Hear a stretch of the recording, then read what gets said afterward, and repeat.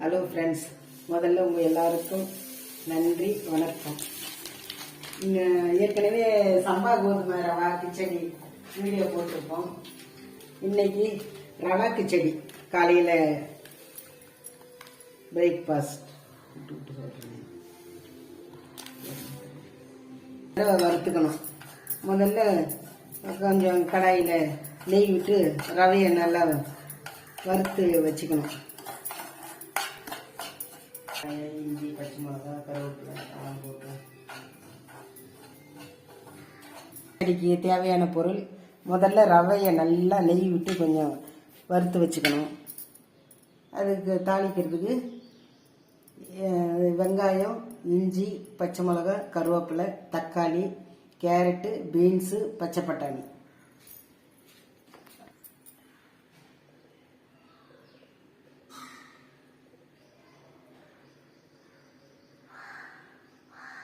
அளவு ஆயில் ஊற்றின நெய், ஆயில் நெய், கடுகு கொஞ்சம், கடலைப்பருப்பு, முந்திரி, இஞ்சி, பச்சை மிளகா, கருவேப்பிலை.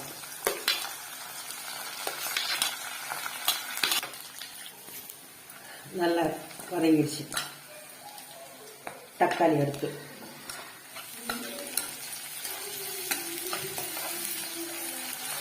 கொஞ்சம் மஞ்சள் தூள், உப்பு கொஞ்சம், கேரட்டு, பீன்ஸு, பச்சை பட்டாணி,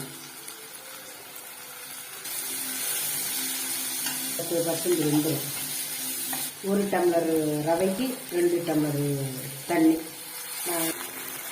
4 டம்ளர் தண்ணி சேர்த்துக்கலாம். நல்லா கொதிக்குது. இப்போ ரவையை போட்டுடலாம். அடுப்பு சிம்மில் வச்சு இப்போ மேலே கொஞ்சம் நெய்யை ஊற்றிட்டு தழை தூவிட்டு கிச்சடி ரெடி. அனைவரும் ரவை கிச்சடி சாப்பிடலாம்.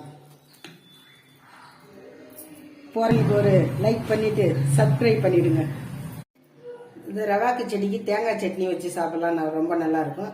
ஆனால் எங்கள் வீட்டில் தேங்காய் சட்னி யாருக்கும் பிடிக்காது, வேணான்ட்டாங்க. இதுவே போதும்னு சொல்லிட்டாங்க. நான் சட்னி அரைக்கல.